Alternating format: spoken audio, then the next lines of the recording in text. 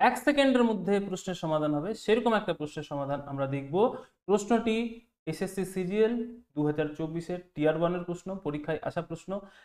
দেখো বলেছিল, একজন পুলিশ একটি চোরকে 500 মিটার দূরে দেখতে পেয়ে তাকে ধরার জন্য দৌড় শুরু করলো।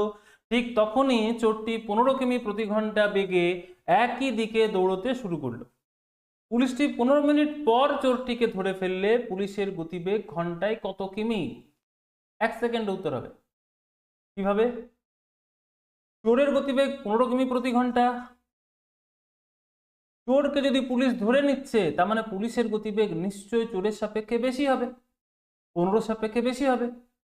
এটা কমন সেন্সের প্রশ্ন ছিল। এক সেকেন্ডে এইভাবেই উত্তর হবে যে চোরের গতিবেগ যদি 15 কিমি প্রতি ঘন্টা হয় তাহলে পুলিশের গতিবেগ 15 থেকে বেশি হবে।